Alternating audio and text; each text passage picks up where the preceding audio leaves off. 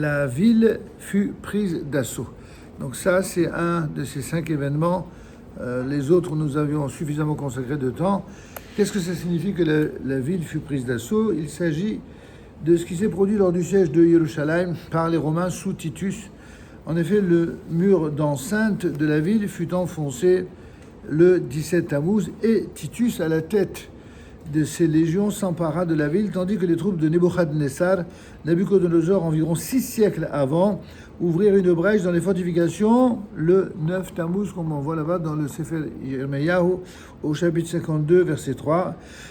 Le Talmud Yerushalmi nous dit que pour le premier temple aussi, la prise de la ville eut lieu le 17 mai, en raison des souffrances inhumaines qui frappèrent alors les vaincus. La chronologie des événements fut relatée de façon erronée.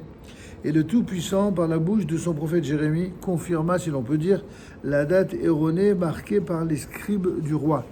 Et c'est donc cette raison pour laquelle on consigne, parmi les raisons pour lesquelles le 17 Tammuz on jeûne, eh bien celle qui concerne également la prise d'assaut de la ville, donc de Yerushalayim. L'élément également important dont on parle, c'est Apostomos qui a brûlé la Torah. C'est ainsi que par la Mishnah, dans le chapitre 4 de Ta'anit, le Talmud Babli ne donne aucune précision sur le lieu où cela s'est produit. Les indications du Yerushalmi ne sont guère plus précises. Mais à une époque plus récente, eh bien, les sages de la dernière génération ont cité un passage de Flavius Joseph, dont vous savez que c'est l'un des rares historiens, et qui plus est juif, malgré l'ambiguïté des relations avec Rome, qui a laissé un véritable témoignage, ouvrage historique essentiel et tellement précis qui ne peut pas avoir été inventé en aucune manière. C'est pourquoi même les Hachamim en tiennent compte et ils le citent. C'est donc à une époque plus récente que on voit que, d'après Flavius Joseph, il place l'événement à l'époque du procurateur du nom de Cumanus, environ 16 ans avant la grande révolte contre les Romains. Il y avait eu des bagarres entre les légionnaires romains et la foule des fidèles à Yerushalayim. Des milliers de fidèles furent massacrés sur le mont du Temple, déjà, l'endroit où ils avaient organisé la vindicte populaire. Un nouvel incident devait se produire parce que des brigands avaient pillé les bagages de Stéphanus, un des serviteurs de l'empereur, sur la grande route près de Beth Horon.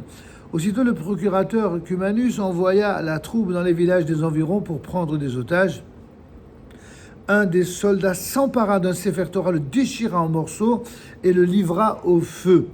Le peuple révolté envoya alors une délégation auprès du procurateur, lui demandant de punir le profanateur. Le soldat fut condamné à mort et exécuté, justement pour calmer les esprits, et les esprits se calmèrent. Selon cette interprétation, il faut admettre que le nom de Stéphanos a été changé en Apostomos. Des changements de ce genre étaient assez fréquents à l'époque.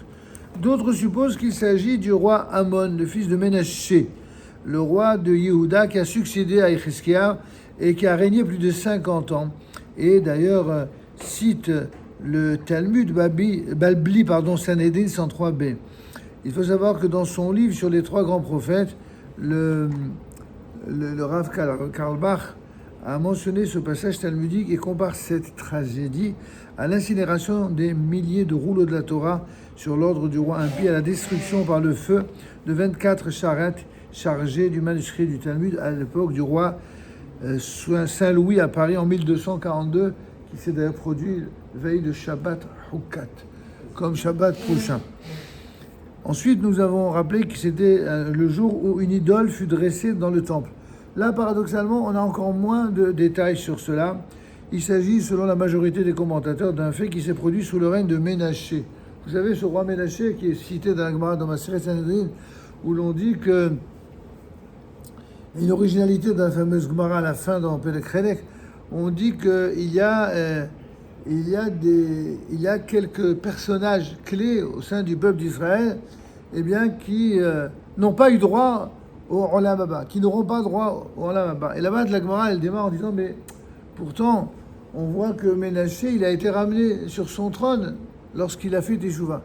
Et là-bas, la Gemara répond en disant, oui, mais Dieu a été clément en le ramenant sur le trône, comme quoi le pouvoir politique, c'est toujours une récompense pour ceux qui sont attachés à Olamazé, mais il n'aura pas, malgré cela, et malgré le fait que sa teshuva a été suffisamment forte et agréée pour retourner au trône d'Israël, malgré tout, il n'aura pas là-bas.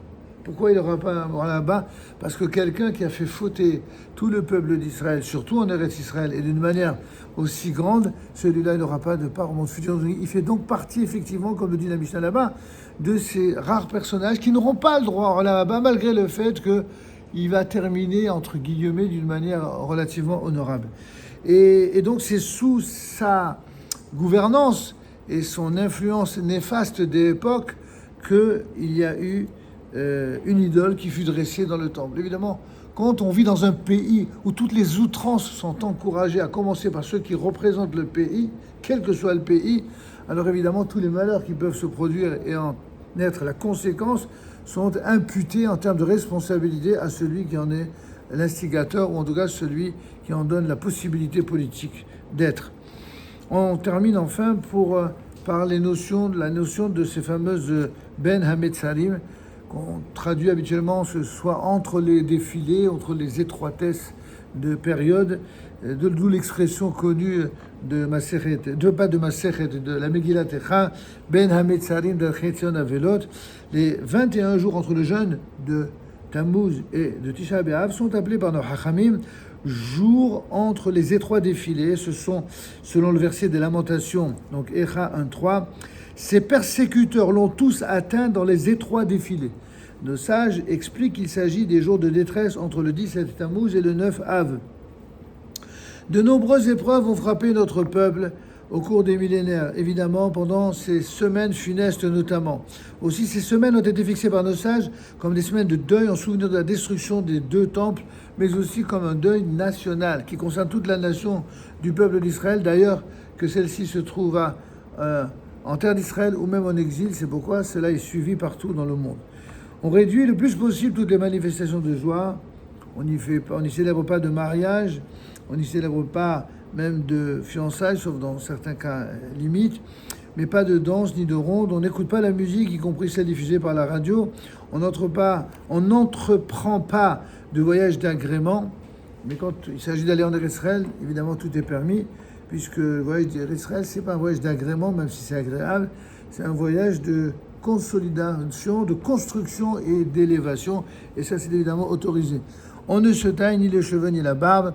Dans les communautés de Eretz Séfarade, en tout cas, certains le permettent jusqu'à la semaine du 9 Av. Je précise que quand il parle ici de communauté séfarade, c'est que très souvent en Israël, ceux qui écrivent des halachot en rapport avec les séfarades d'Israël, ils font référence aux séfarades irakiens, syriens, iraniens éventuellement, mais certainement pas nord-africains, qui même s'ils sont les uns comme les autres considérés comme appartenant à un héritage séfarade, la relation sur le plan de la halakha entre le monde séfarade d'Afrique du Nord et le monde irakien d'Aïdot Amezra est encore plus éloigné l'un de l'autre que celui qu'il est avec le monde ashkénaze. Pour vous donner un petit peu l'idée pour ceux qui connaissent un peu la halakha, c'est pourquoi, vous le savez, c'est pendant tous les 9 jours du mois de Av, aussi bien pour les séfarades d'Afrique du Nord que pour nos frères ashkénazes, qu'il y a les fameux 9 jours de deuil, et les restrictions commencent depuis le 17 Tammuz, même s'il y a d'autres usages qui sont rapportés dans d'autres communautés. On évite en tout cas de dire la bénédiction de Shechianu sur un vêtement nouveau, sur un fruit nouveau. Certains parmi les Haronim, notamment le Rav Yosef, qui permet quand il s'agit du Shabbat, en l'honneur du Shabbat. On ne met donc pas un vêtement nouveau pendant cette période, simplement pour marquer la période. Dans le cas d'une mitzvah à date fixe, telle que par exemple une Brit Mila ou un Pidyon Haben, bien entendu, on dira les brachot inhérentes, ainsi que les Shechianu en rapport avec la Brit Mila. Là, d'après tout le monde, il n'y a pas de discussion. En fait, on fait exception en ce qui concerne les fruits nouveaux. C'est-à-dire que le Shabbat qui tombe pendant les 3 semaines jusqu'à Rosh Chodesh Av, eh bien, si on a un fruit nouveau et qu'on veut faire Shechianu, on le fait simplement, comme dit le Ravolia, de préférence le Shabbat. Pendant ces semaines, il y a des esprits malfaisants qui nous menacent particulièrement. En réalité, les esprits malfaisants, Baruch Hashem, ils existent toute l'année, mais disons que particulièrement pendant ces 3 semaines, il est donc conseillé à chaque juif d'éviter plus encore que pendant le reste de l'année tout ce qui peut être dangereux pour nous, que ce soit au plan individuel ou collectif. Mais les personnes zélées ont l'habitude de réserver chaque jour pendant ces 3 semaines, Shabbat et veille de Shabbat exempté, bien sûr, excepté 1 heure de la journée pour méditer sur nos malheurs passés, et en particulier sur la destruction du temple. Dans certains rituels, on trouve même ce qu'on appelle un tikkun chatzot, qu'on récite à midi pendant cette période. Comme je l'ai dit ce matin et je le rappelle en conclusion ce soir, eh bien, tout ceci est vrai, évidemment. Tout ce que nos sages ont dit est vrai, évidemment. Il faut tout de même rajouter une dimension que pas tous les rabbinim rappellent. C'est que ce que nous vivons dans notre génération, depuis déjà presque 80 ans, et ou depuis, en fonction que on se rappelle de la renaissance de l'État juif, de l'État d'Israël en 1948, ou qu'il s'agisse du Yom Yerushalayim, eh bien, on voit que ce qui s'est produit, ces deux événements essentiels de la vie juive et nationale du peuple d'Israël, il ne s'agit pas de les séparer ou de les opposer, comme malheureusement certains nous ont habitués à le faire, et il s'agit au contraire de rappeler à quel point ce sont les événements qui sont de nature à unir et unifier le plus toutes les dimensions diverses du clan d'Israël. Dafka par la centralité de Jérusalem, Dafka par la centralité d'Israël. Vous savez que le Talmud nous dit que toutes les 10 mesures de beauté ont été données à la terre d'Israël, à l'humanité, et 9 à la terre d'Israël, et un autre au reste de l'humanité, qu'en Eretz Israël, il y a 10 mesures de beauté qui ont été données à la terre d'Israël, mais dans cette même terre, il y a 9 mesures de beauté qui ont été données à Jérusalem et une pour le reste. Et voici qu'à l'intérieur de Jérusalem, c'est la même chose, les mêmes proportions entre toutes les parties de Jérusalem et le Beth HaMikdash, le Mekom HaMikdash. C'est pourquoi lorsqu'on rappelle ces temps entre 17 Tammuz et Tisha B'Av, on doit rappeler la centralité, pas simplement d'Eretz Israël, pas simplement de Jérusalem, pas simplement du Mekom HaMikdash, mais de toute notre vie juive, de toute notre âme et notre cœur, qui doivent être orientés vers cette centralité-là.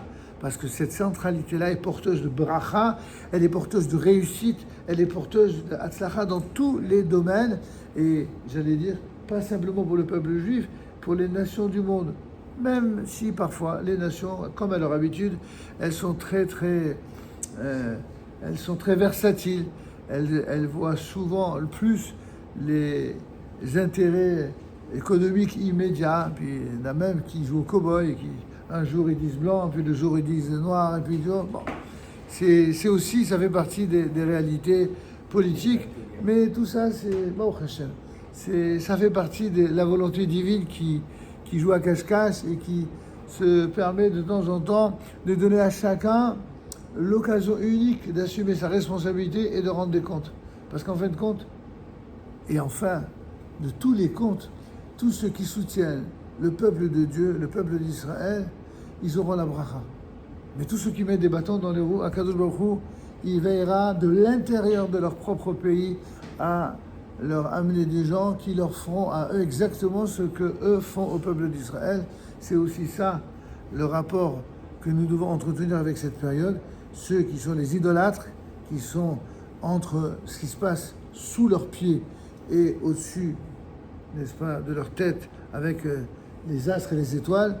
En nous, tout ce qui se passe entre les deux dépend de ce qui est au-dessus du soleil, c'est-à-dire sous la gouverne de Akadosh Baruch Hu, que le Saint béni soit-il nous amène, comme selon les prophéties et les promesses du prophète, que tous ces jours de deuil soient transformés en jours de joie. Amen.